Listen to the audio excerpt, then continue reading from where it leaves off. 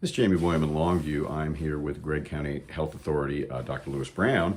And Dr. Brown, I guess we got some good news as far as diabetics go. A cost of insulin is going to be reduced. Yes, that's excellent news because that will make it more affordable to these people. And actually, it had been promised by the government that they were going to try to cut the increases of it and get a lower price.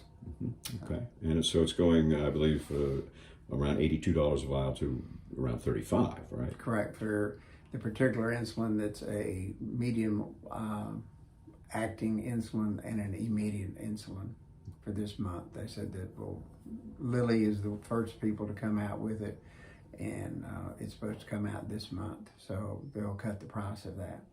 So how long does a vial last typically? Up to a month. It depends. The vial usually has 1,000 units, and you may be taking 5, 10, or 30 units a day, sometimes more. Depends how severe the diabetes is and how hard it is to control. So you're getting, pretty close to a month. Two vials is pretty unusual, to be very honest. So 1 to 1.5 vials is where most people need. Okay, and it's I guess it's just going to make it a lot more attractive to people who are struggling with it, I suppose. Well, I think, nobody wants to take a shot, number one, and then nobody wants to take a very expensive medicine and take it as a shot. So I think if the price can be limited and down, they may go, well, this is affordable. It's not what I like, but at least I can get a diabetic medicine. It's affordable, and yes, it's got a shot, but I was alluding to with you earlier that the needles that we have with insulin syringes and things are much smaller, and so a much smaller injection and a small needle is much more comfortable. Is more comfortable. At this point in time, I will say that the vials are the ones that's going to be included on it. They do have insulin pens and stuff, but hopefully in the future that may be invented or rolled over into it. Those little devices do raise the price because you have to have a little device that can be adjustable and stuff like that. So, even if we just have the regular insulin, and I'm old enough to have had to practice, and that's all we had was insulin vials. And so it's okay. It's usable. It's doable. I guess you get used to it if you want to survive, I guess. Well, yeah, and it's most all diabetics eventually have to be on some form of insulin.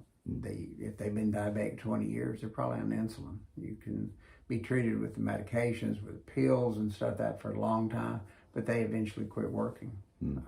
And that's like with other medical issues, like high blood pressure. You may start with one medication, you then go as high as it will go, and then you start adding 1, 2, 3, 4 medicines on top of it to control it if they've been with that particular disorder for years and years and years.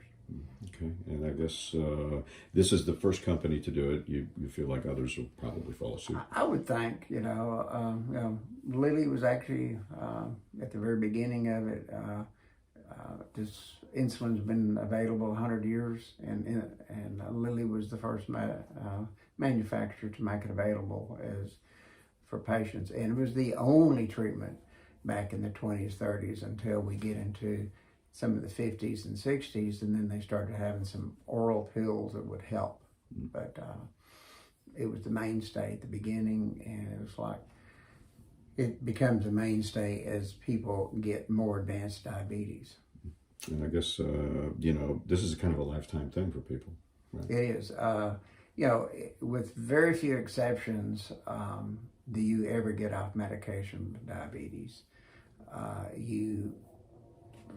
Unless you lose, we're talking about these people who lose 50, 100 pounds and they're diabetic, they may go off insulin or medications for years, but as they age, eventually the diabetes comes back. Okay. It's advantage not having to do that, but I struggled with one person who did that exactly, and then he when he became diabetic again, he just said, well, I can still do it.